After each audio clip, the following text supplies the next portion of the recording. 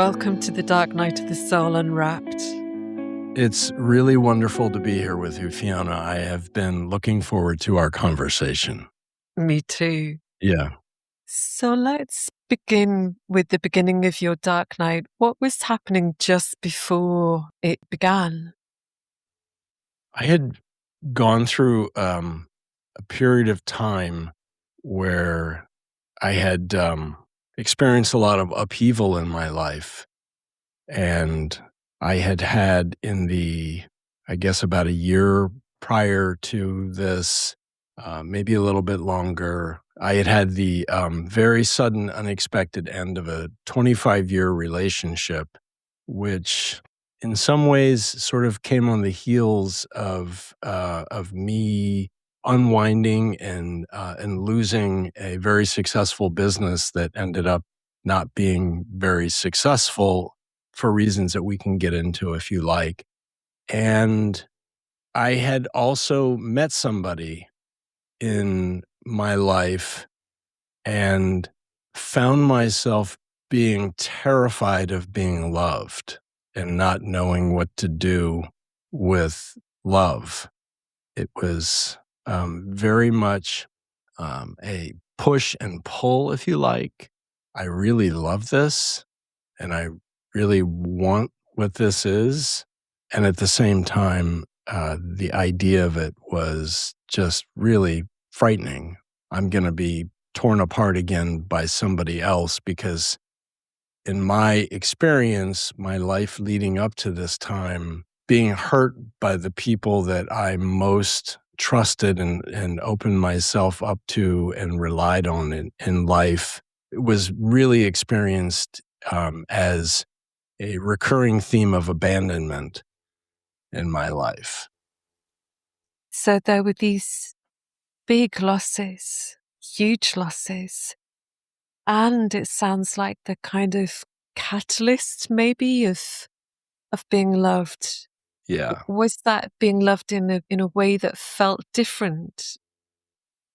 So I would say there's probably one important piece of this that I left out and just didn't consider in initially answering your question. And when I say one piece, it sounds like maybe one event or one lone thing that I had been focused on, but it really was more like the most focused aspect of a recurring lifelong journey that I had been on. And that was the tension between the person that was continually trying to remake himself to survive the abandonments from the time that I was a boy, a young man, a man in my 20s, 30s, 40s, up to this time period. I'm 60 in a few days. And of course, what's written in the book and what we're focused on is happened just in the last couple of years, so 57, 58. And that journey was one of a knowing spiritual journey. I think in so many ways, those of us who don't even think of ourselves as on the spiritual path can't help but be on the spiritual path. But for me, beginning in the years of me getting sober and walking into the rooms of Alcoholics Anonymous, initially not really wanting to, but court ordered, I did some time in jail related to through some drunk driving charges. And in getting out of jail, they said, part of this happening is you must go to these meetings. And it was at the time really not a spiritual experience, but I had been as a boy raised as an Episcopalian. And my family wasn't particularly religious, but that was my experience with spirituality. And so I had a very difficult relationship with the idea of God and Jesus and spirituality. And then fast forward from being a little boy to being an early teenager, I was on a school bus one day and I was stabbed in the throat by a boy that I had never met. We hadn't had words. I think there was something a little bit off with him. He was having whatever his own difficulties were. And so we got through that, and my parents yanked me out of the public schools and put me into the only private school that they could afford, which was a Southern Baptist evangelical school, very fire and brimstone. And I was repeatedly told that if I didn't have a certain type of relationship with Jesus, that I was damned to eternal damnation and would burn in hell. And that was a very frequent refrain said in many, many different ways. And so my relationship with God was that. And so the rooms of Alcoholics Anonymous began in ways that I didn't understand at the time to shift my idea of what the divine is or is not.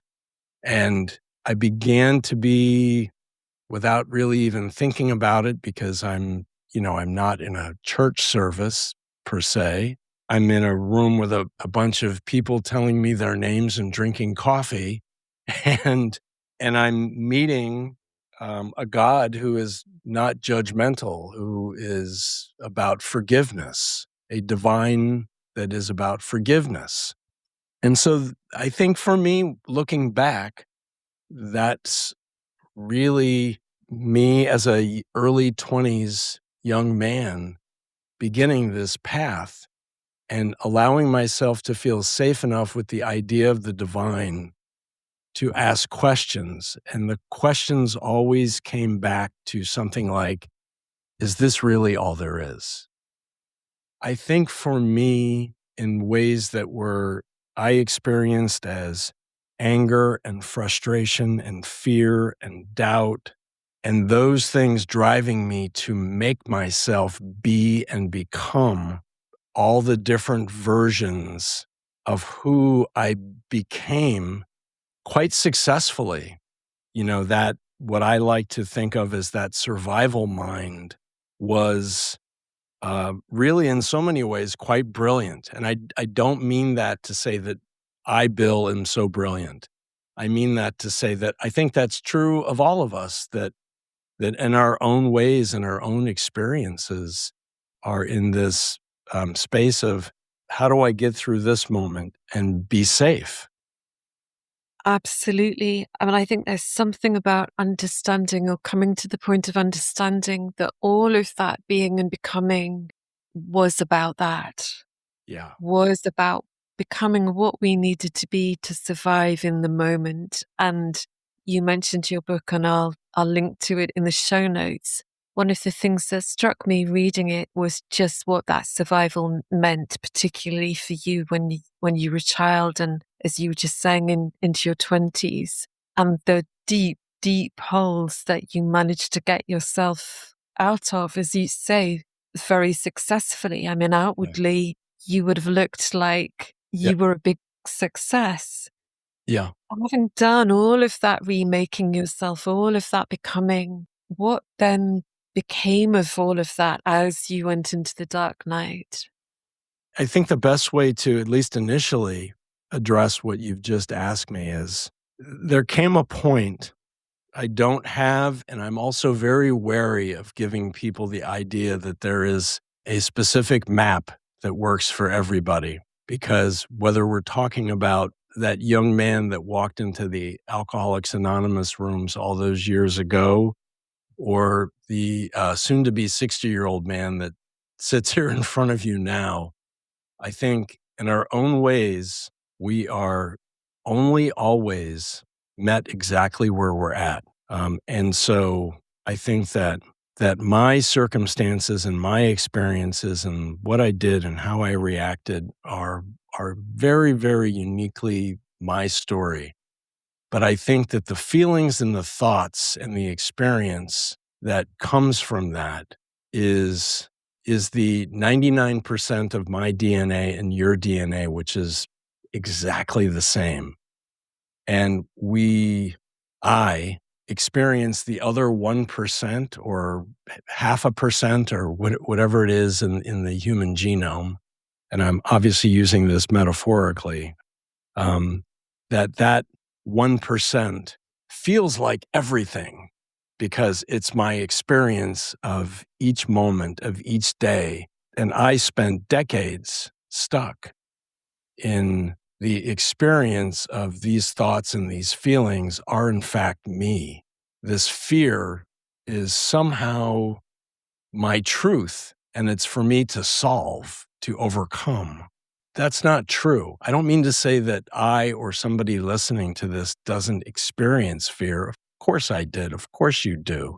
But I think that what happened was when my dark night of the soul experience came about, it was in so many ways like the me that I made, that I referred to, I'm using air quotes right now, as Billness, that mask, that version, that survival identity, that Billness was met by my true divine self, my truth. In that moment began, words are never enough. They fail us, but I'm going to do my best here.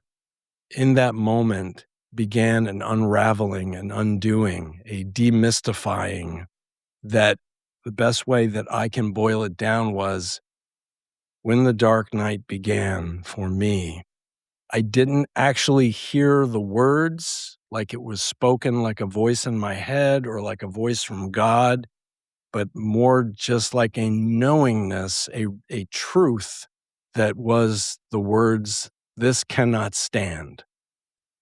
And it was the beginning of a collapse, like a building that had fallen, that had stood for far too long and been patched together and remade and patched together and remade, and finally collapsed in and of itself under its own true weight. It just could no longer stand. And there's more to say about that, and I'm sure we're gonna get into that, but it was the death of what I had come to know as me, and the painful, excruciating, almost like a writhing of all the versions of Bill that had been so successfully, that I know in this circumstance, in this, not that I was living my life trying to deceive people. The only person that I believe that I was really deceiving was me. It was me deceiving me. And I felt that and experienced that. And at the same time, it was not like I was hearing true me speak, like there was another person there, but it's just like somebody that had always been there, that I knew that I could love and trust and be loved by, was there, not saying anything and trying to talk me down from anything, but there was just like this calm state in the background as I was trying to figure out and hang on to and comprehend. Yeah. I love the word writhing. Undoing and unraveling are words I've returned to again and again and again. And I think there's something about the viscerality of that writhing. I mean, when you talk about writhing, it's such a deeply embodied state, isn't it? And the word that would keep on coming to me, which I think was my equivalent of writhing when I was right in it, was anguish. Yeah. It was just this deep, deep sense of anguish as what I'd taken myself to be fell apart, collapsed. Yeah.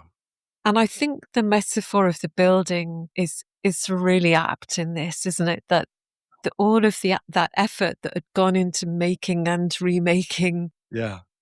and all of the associations that we had with that. It's interesting because in my 1%, individual experience, there was both a sense of being successful and being unsuccessful, being ashamed that I'd not been able to create a better building, Yeah.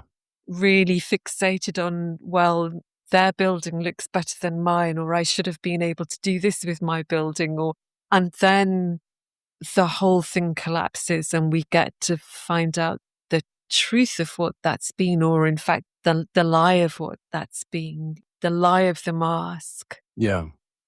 What then happened as that unraveling, as your building collapsed? Yeah. So I think I really feel called to say this. There's something in sharing these stories that I am wary of at times, and I think we are on the same page in this regard.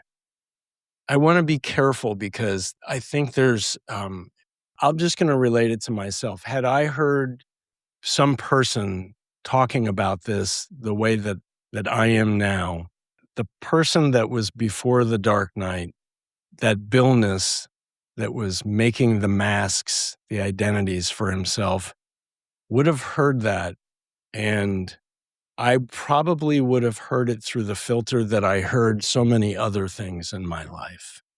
That filter would be something like, this really sounds like a way I need to look into. There might be something here for me.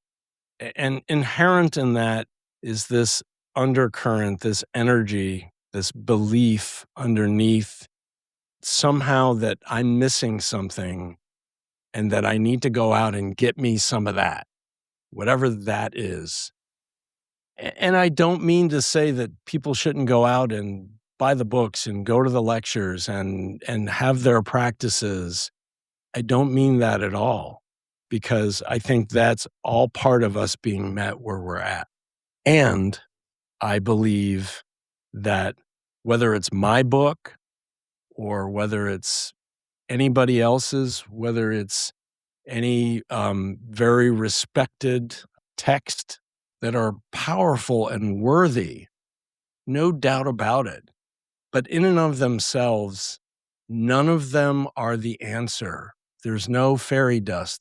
That's all part of what I make up and I attach meaning to in my desperate search for survival so that I can be safe, accepted, and loved.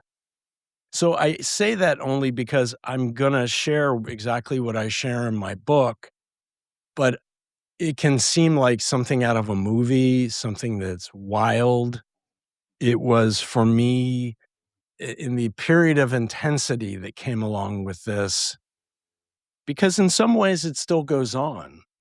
But the period of intensity that I describe in the book, it was in so many ways like a mystic psychedelic experience. And trust me when I tell you, there was no drugs involved. There was no, mushrooms or ayahuasca or any, if that's something that people want to do, great, go do it. I'm neither for it or against it. Just whatever. I don't really have a scientific experience to tell you why what happened happened. And I'm sure that there was a body being a body. I'm sure there was a certain amount of what would qualify as a again, air quotes, a breakdown. And what I had made, designed, and constructed, I can say now. Bill, the talk show producer, Bill, the real estate investor that made many millions of dollars, the political consultant, all these different versions. I mean, they were wonderful. I had a lot of fun making a lot of money and doing a lot of really cool things with a lot of people. And a lot of it was not me. Yes, I was capable of doing those things. And there's nothing bad or wrong about any of it that I did. But had I had the perspective that I have now and would have been able to know and be in the state of awareness I am now of all of these things that I'm working towards are preferences in my life, but I also don't need them, then that would have been a space that would have been closer to where I'm at now. And as that moment came where my true self became clear and met in that moment, where it was like my true self and the made Bill met in a way that they had not before. Of course, that building, that made self, collapsed because I was shown the truth in ways that it was like, there's no more versions here to make. There's no more falling back on how great Bill has become at reinventing, remaking, cobbling back together, and using what I learned about being this version and that version and reconfiguring it so that I can survive and go on to the next era or epoch of Bill. And I, in that writhing, experienced death that occurred with truth standing next to it. And I felt, in not the whole time, but in moments of this period of intensity that I think was a couple of weeks, pretty much ceaselessly, of this divine, spiritual, psychedelic, writhing intensity. I was held and met. And at the same time, I feel like there were moments where I could have pried myself out of it and tried to go back and struggle with doing what I had done for so many years, my entire life leading up to that, to like, this can't be happening. I'm just going to take a cold shower and snap myself out of it. And now what would have happened with that? I don't know. But I think that there was something that, I so frequently refer to, and, I'm not the first one to say this, but it was just my willingness to be like, what has been can no longer be. It cannot stand. Thank you. There's so much in this. I really appreciate your caution around how we would have perceived of this before we went through it. And likewise, I would have said, I think if I'd been listening to this beforehand, I would have imagined that I knew what we were talking about. I would have said something like, yeah, I went through my version of that when I was about 29. And I've done loads of work on myself since then, and et cetera, et cetera. I've read books. I know what this is all about. We can't know that we don't know this until we really get that we don't know it. For And I sure. think that can only come in the collapse of all of that. Yeah. And Yeah. certainly for me, that reaching out into books, into teachings, into a whole array of remedies, that moving away from this, because this, my Fiona-ness was what I perceived the problem to be. Yeah. Yeah. And so naturally the answer was somewhere out there. I love what you said about how in the unraveling, the made you, the you that you created, came into contact with something much more real, much deeper, much vaster. Yeah. And that there's something that happens in that meeting that is both so excruciating, Yeah. so Yeah. anguishing. At the same time, for me, I was aware very early on that there was actually a subtle relief in that. My equivalent of this cannot stand was, I can't keep doing this. Yeah. Yeah. And it was that same idea of like, I can't keep on making and remaking this thing that will fundamentally actually not be what I'm trying to make it. Right. Right. Yeah. In my experience, there is such an unknown desire and thirst for safety that the writhing, the death throes that I experienced was the idea that the Billness that I had made was something that I wasn't satisfied with, had provided me with no fulfillment, but I'm still here. I still I still made it, and so there's still hope that I might eventually become enough. And I think that, as we all know, fear believed is an immensely powerful thing. And I think that there is an intensity of fear in the idea of, because through it all, we always have free will, whether we've experienced the dark night of the soul or we haven't experienced dark night of the soul. There are basic fundamental choices that we are constantly, even when we're unaware of it, making about ourselves. And I think that fear had become so much a part of me and so much an aspect of my truth, of my perceived reality, that that probably was a lot of the intensity of the feeling of death, like literally like I'm letting my life go. And I can't honestly tell you whether I thought about it this way in the moment, but what I have frequently since then been present with is that there is a truth that is me, and that truth was true before I drew my first breath, and it will remain true after I draw my last breath. And everything else, in my experience, is what I built up on top of that, reacting to and trying to become what I thought I needed to be safe, accepted, and loved in the world.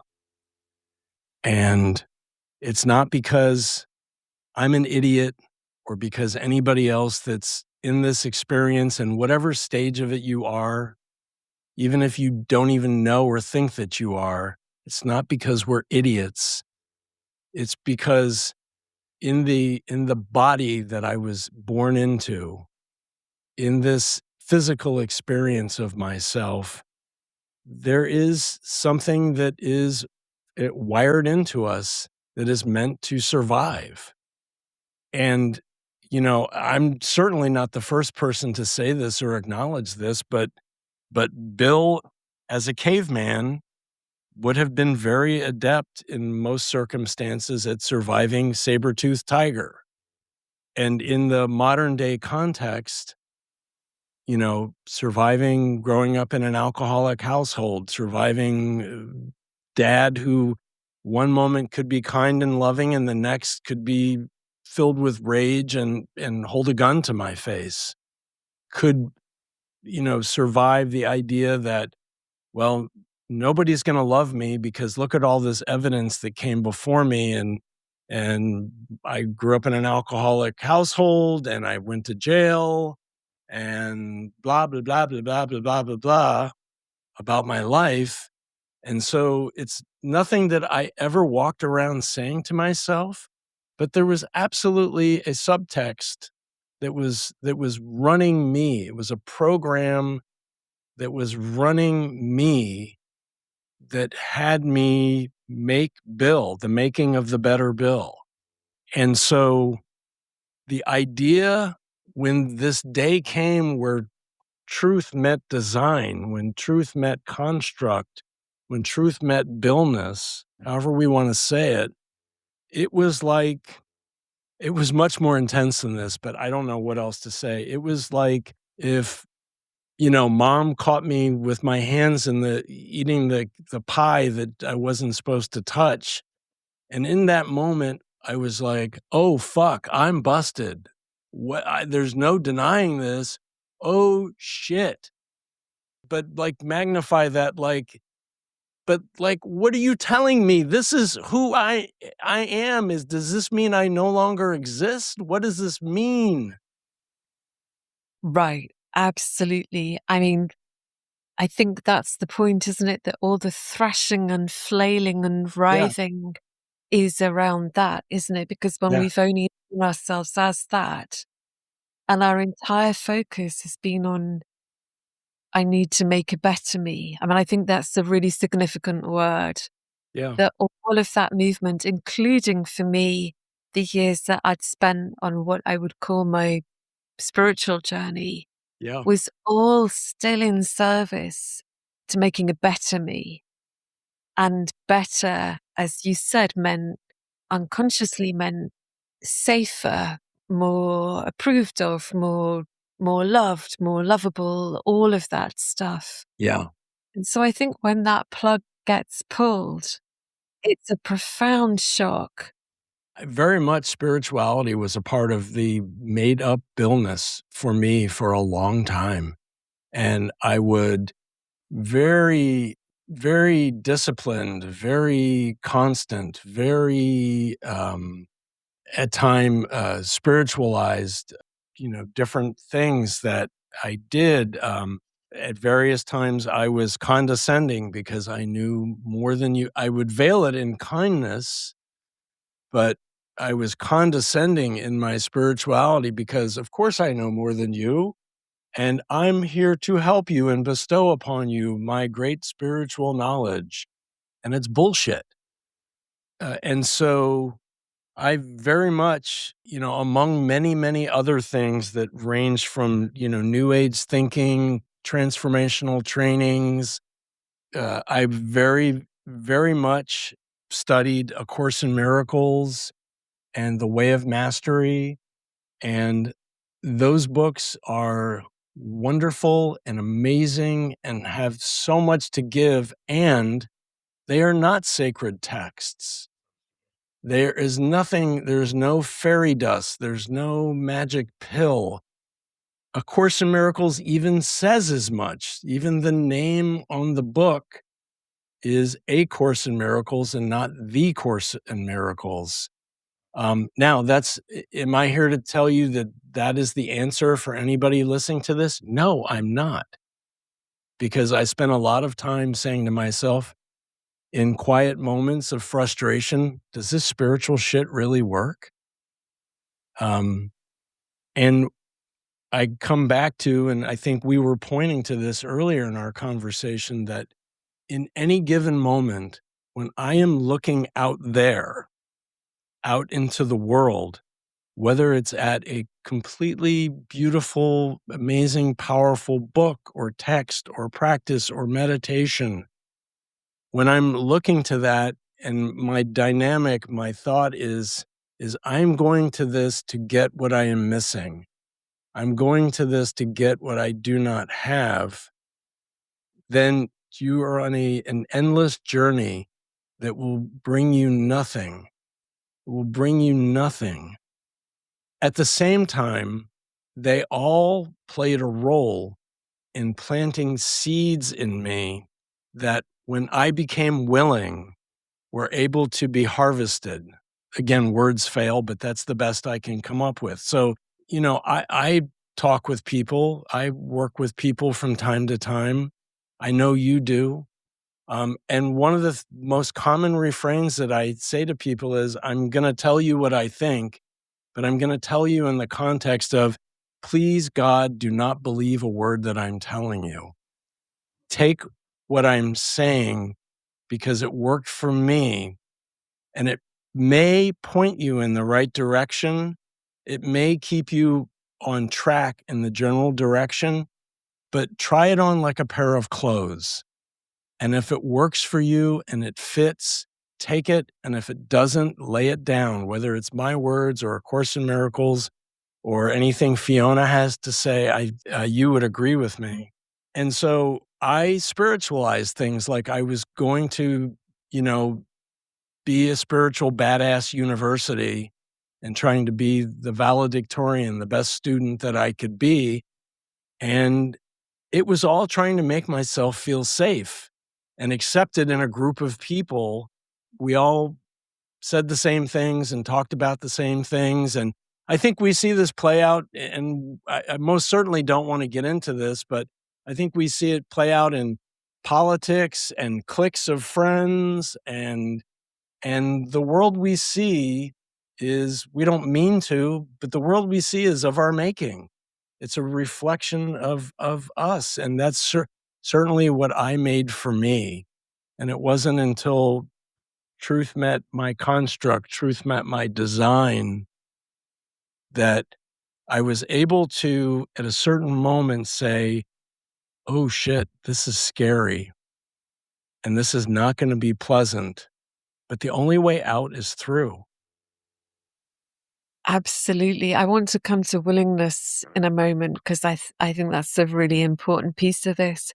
But just to say, in my experience of myself and other people, that the draw of that spiritual condescension, that draw of spiritual superiority, however that is for us, is not only in service to building a better me, but also in moving away from the pain. Mm, That there's yeah, such deep pain underneath that. And I yeah. think once our ability to hold ourselves aloft in that way falls apart, we find ourselves slap bang, face down in the pain that we've been avoiding, Yes. right? Yeah.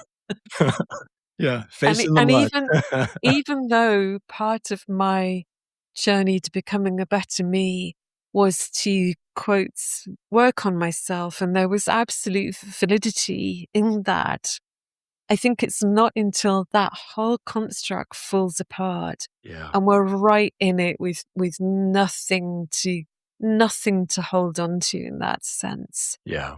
that things really begin to change. And I think that's where willingness comes in. It's a subtle concept, I think, in this.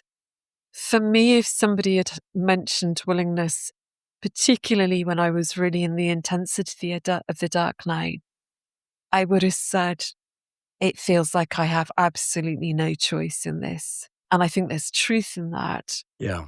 I also think that especially as we emerge out of it, there's something about the willingness and the commitment to being in this wherever it takes us, Mhm. the willingness to meet what's here in any given moment, Yeah, regardless of how painful or unflattering or difficult or unexpected it might be. I think that's where the willingness becomes transformational. yeah. I know, I had 2 different experiences with I'll refer to it as the concept of willingness.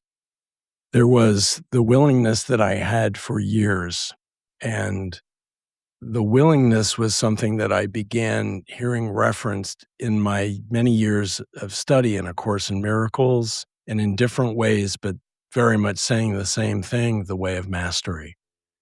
And that was a willingness that sounded like, "Why am I not getting this? I'm willing." And that's really not what we're talking about here. That's more like, "I want to give me this, come save me. Save me from my misery. Save me from my all the things that I perceive that are lacking and not enough," and whatever it is for any of us as an individual. And then there is a willingness that is not this, and again, I said this earlier, words fail us. There's more a willingness that is not the same thing, but maybe cousins of ease or knowing, where it's like I know this to be true. I don't know exactly what all the next steps look like. I don't know how it's true, but I know it's true. And that's the best I can do with trying to define willingness. In so many ways, you and I are talking about defining the undefinable through our own experiences here, I suppose. Yeah, I mean, for me, that sense of willingness, or sometimes it feels more like resolve or commitment. And I think this is something that gradually grows as the unraveling continues, Mhm. as the undoing undoes.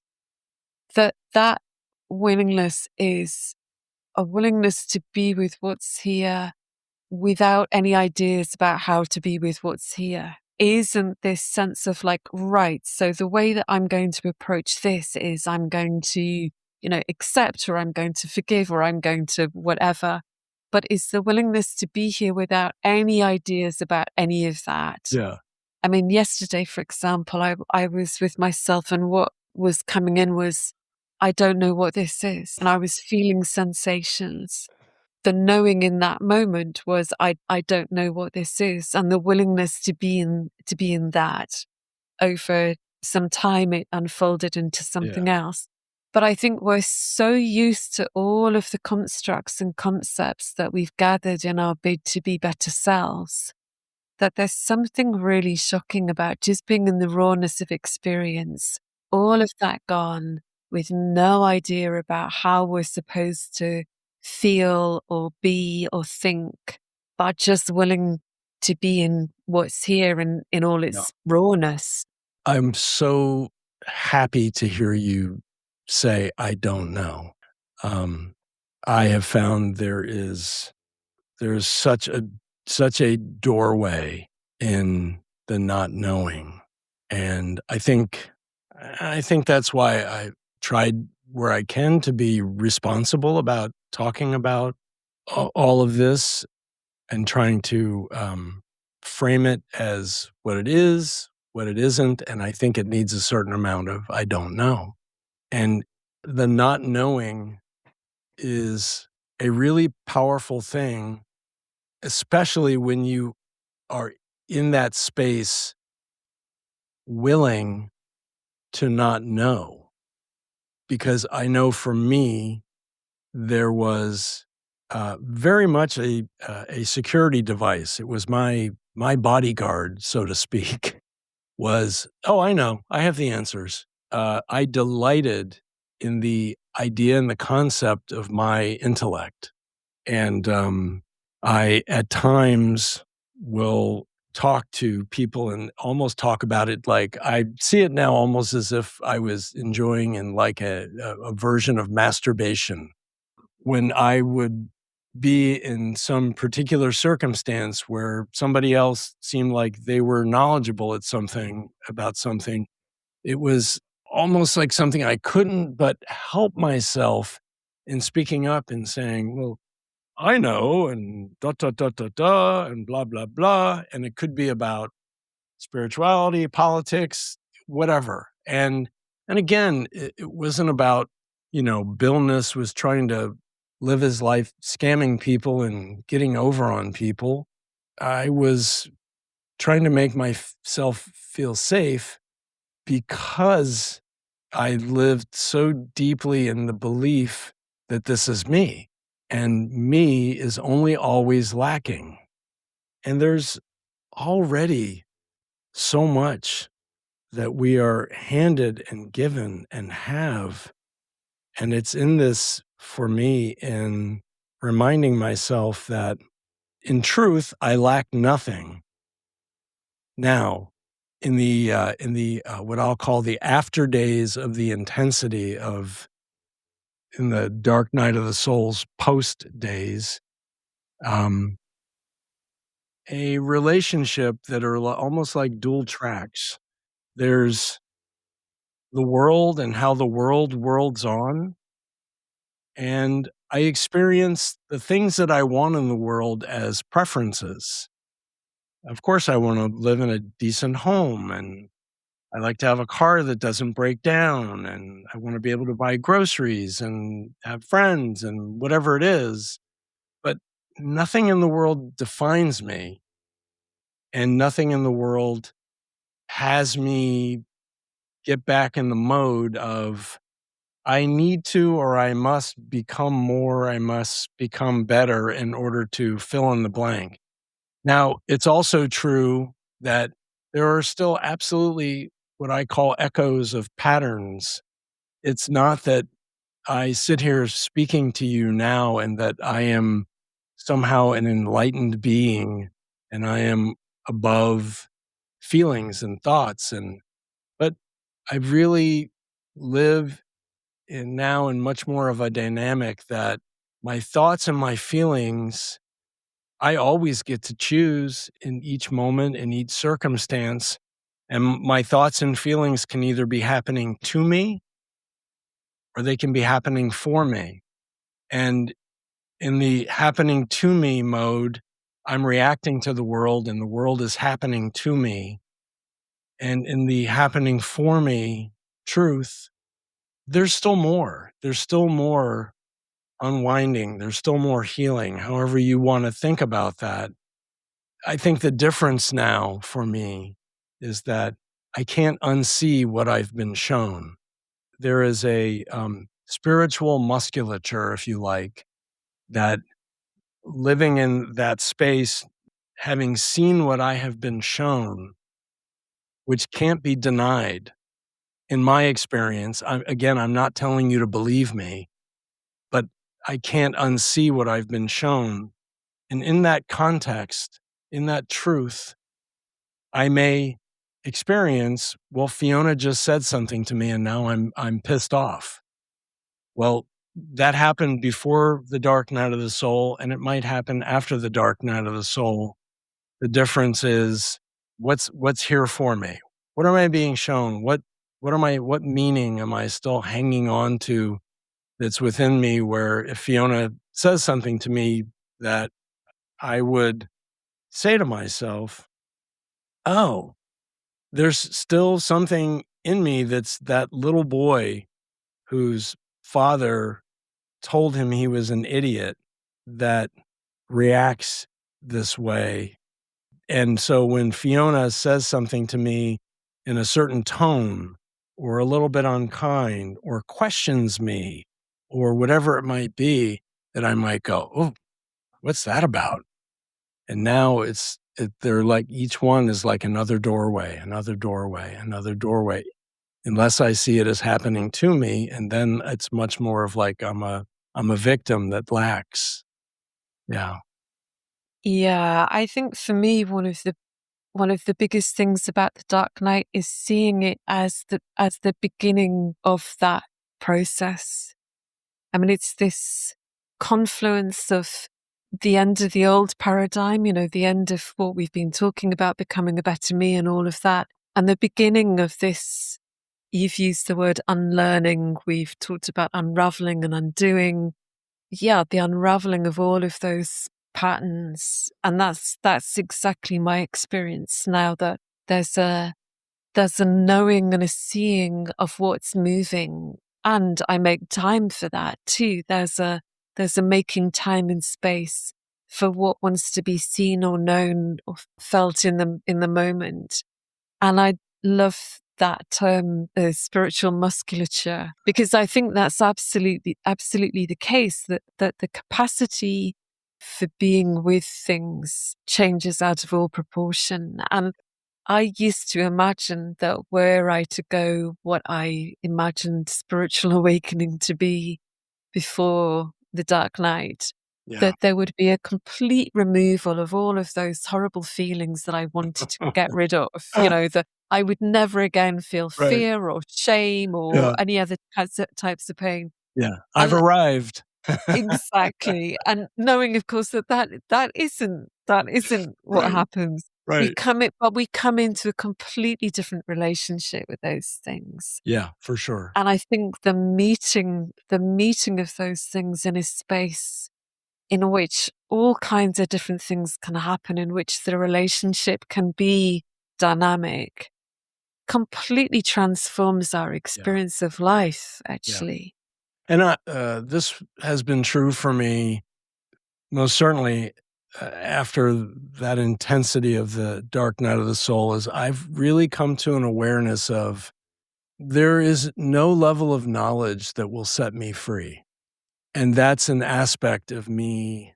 Not, again, I want to emphasize there's nothing wrong with looking to books or trainings or Fiona or meditation, whatever gets you there. It all plays a role if you will allow it and allow it to happen for you. And I think that, the whole process for me of unlearning myself and laying down all the things that I make and that I hang on to is been an amazing path for me. Something else that I feel called to say is that I see in conversations that go on like this, I enter into them with individuals and with groups of people, And almost universally, I see that almost everybody in the room, almost everybody that's participating is a woman.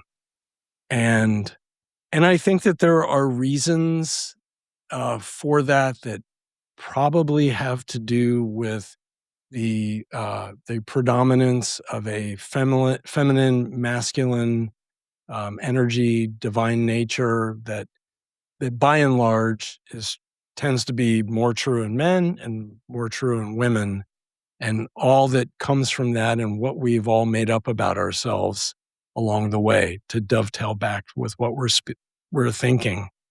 And I'll say that a big part of the reason that I wrote my book, although it's not most certainly not the exclusive reason, is that I hope that I can be a bit of a permission structure in the world for men and the role that the masculine has to play in the world.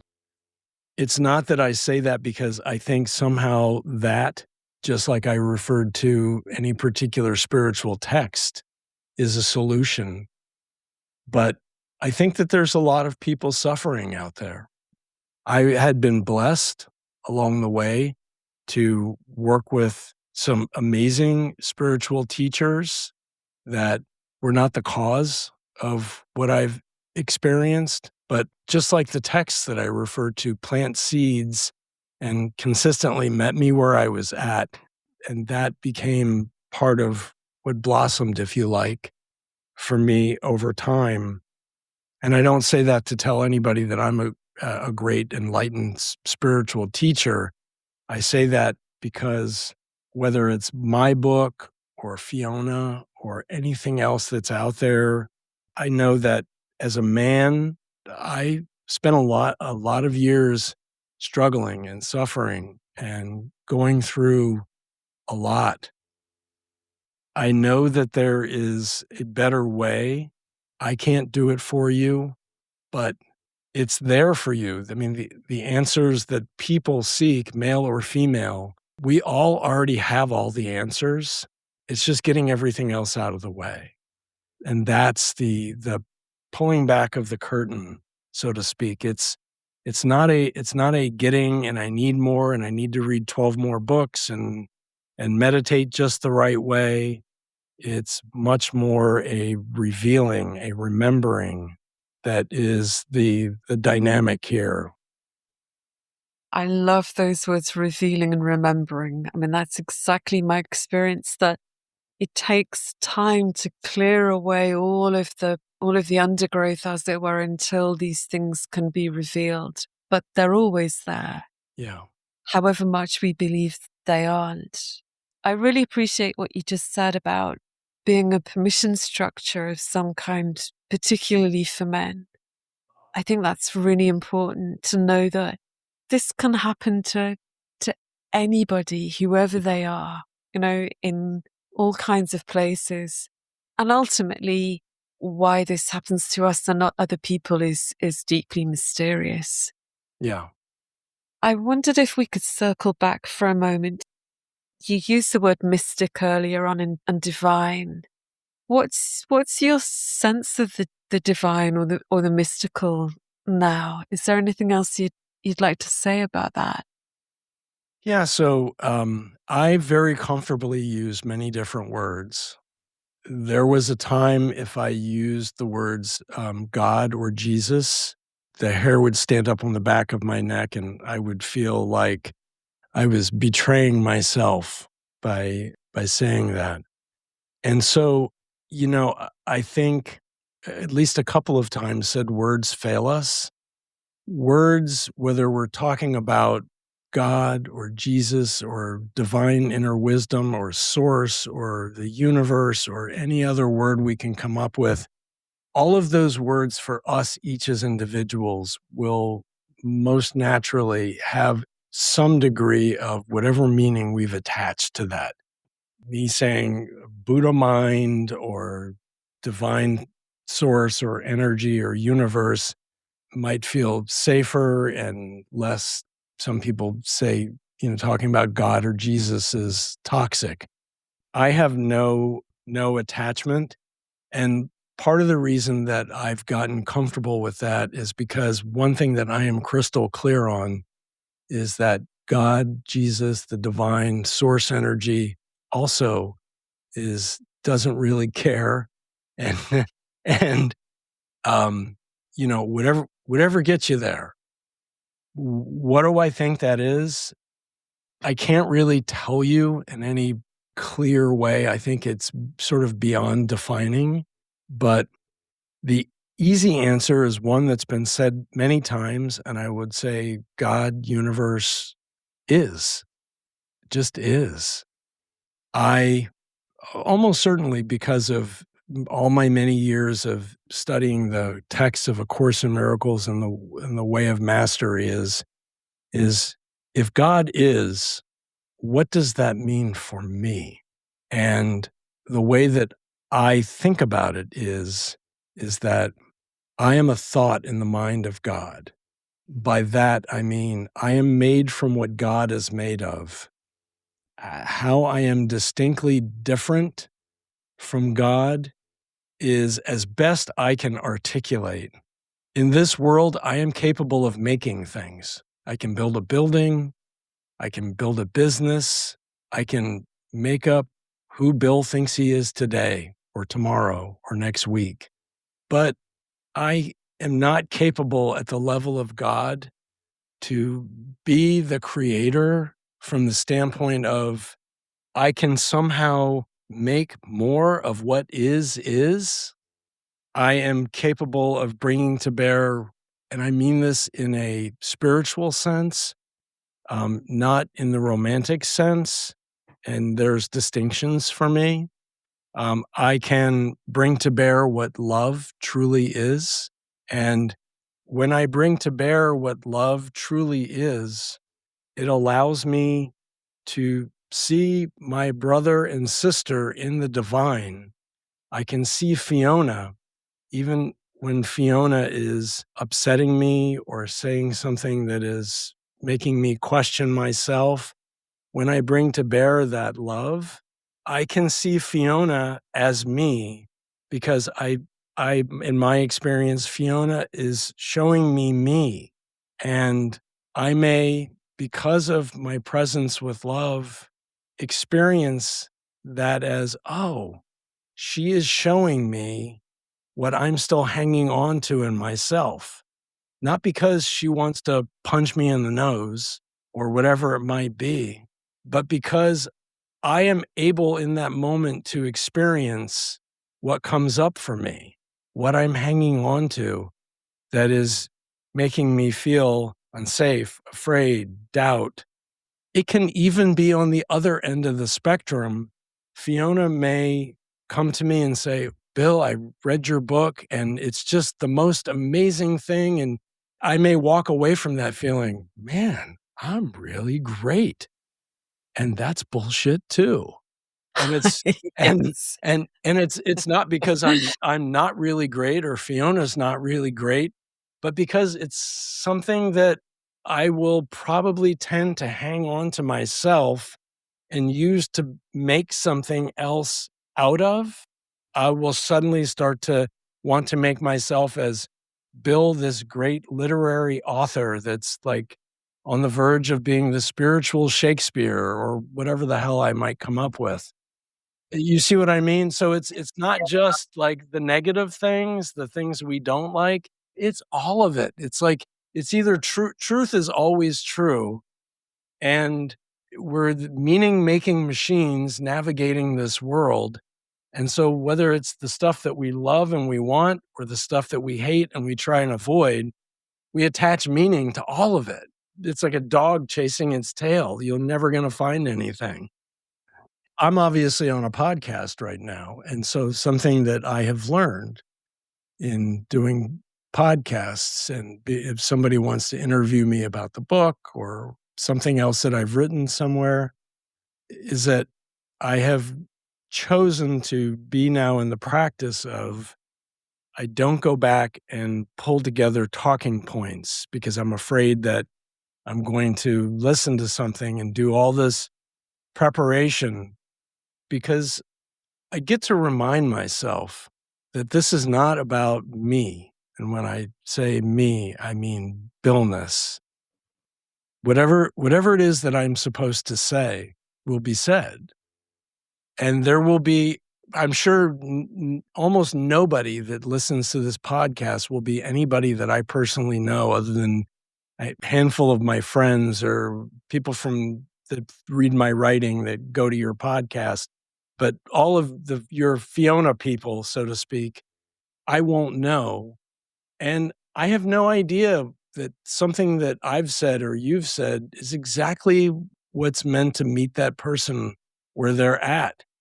And so when I get in that dynamic of whether it's something like a coaching session or a podcast interview, I can get myself worked up into a lather about being prepared and am I going to have everything that I need and I'm not sure what to do or say. That's not true. That's not me.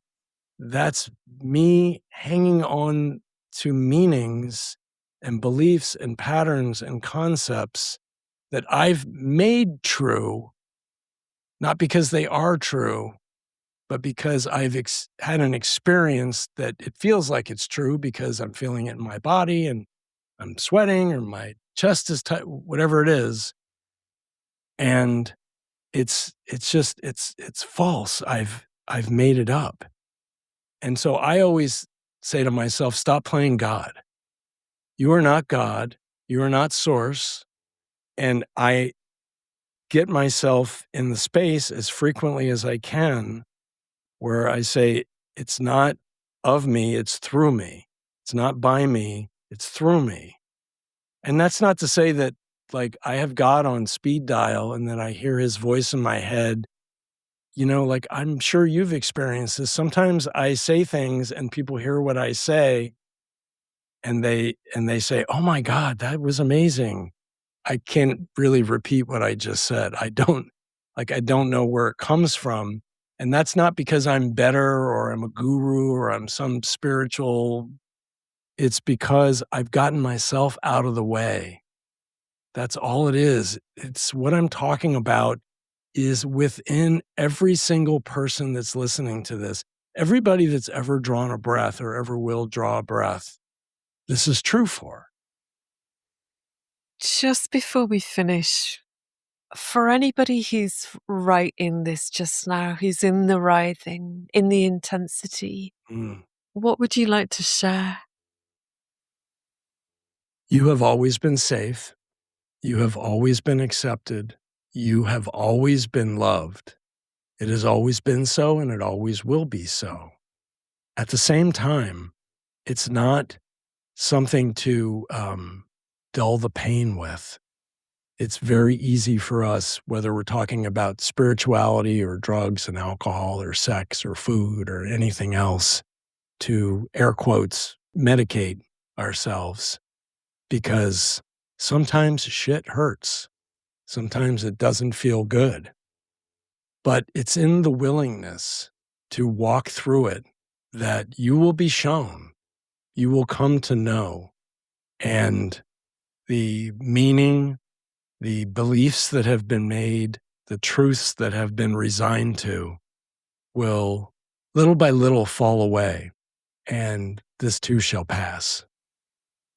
Bill, thank you so much. It's been my honor and my pleasure. I've really enjoyed speaking with you. Thank you.